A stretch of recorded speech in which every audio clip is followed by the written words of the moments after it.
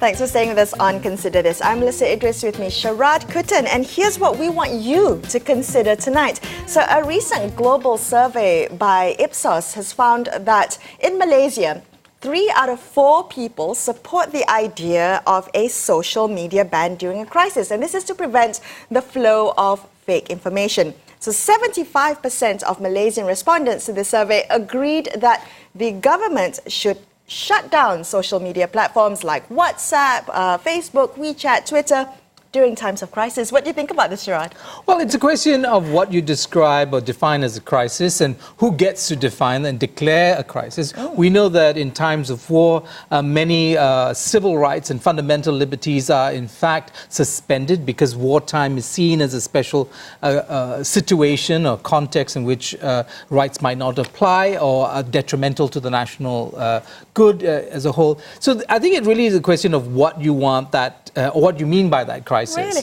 Well, okay, you're right. So who gets to define what a crisis is? And in this case, it's the government who gets to define what a crisis is. I'm really surprised at the results of the survey. I didn't realize so many people were willing to give up channels of communication back to the government. You think about giving up some of your free speech during this time because of the fear of false information. Yeah, and fear is very important. I think you pinned it right. So you hit the nail on the head, because when you have fear, and fear is pervasive and crisis often generates fear, the first things that go are people's sense of their own empowerment, right? So they don't feel empowered, and they want somebody to step in to help them out. And this. Do we want the government to? And the government is often that which they look for, right? Because it's strong, it's empowered, it's got resources.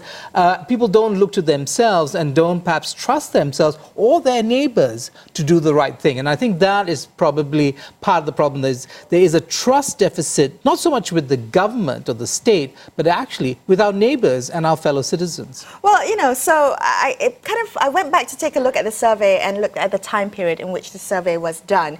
And it was done about a month after the terrorist attacks in Sri Lanka. That was during Easter Sunday in April. So perhaps the sentiment was still there. People are still reeling from this crisis, saying, look, we never want this tragedy to happen again. And, should it happen again, we're yielding our democratic right to kind of free speech to the government for you to control channels of communication. But I think there are problems here, not just in terms of who gets to define what a crisis is, but, if such a ban is put in place, is it going to be temporary? How long, will it be? Who gets to determine that?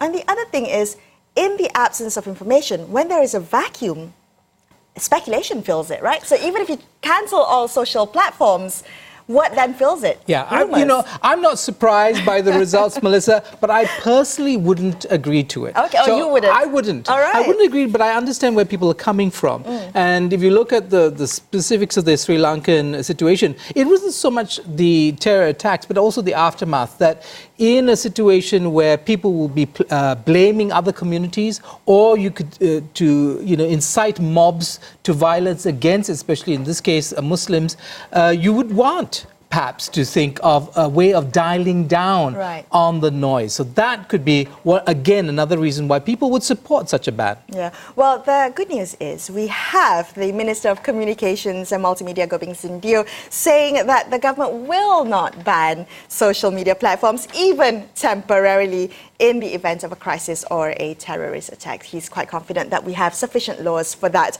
All right, that's all the time we have for you on this episode of Consider This. I'm Melissa Idris, with me, Sharad Kutan. We will be back with you on Monday at 10 p.m. for another edition of Consider This, only on Astro AWANI. Good evening.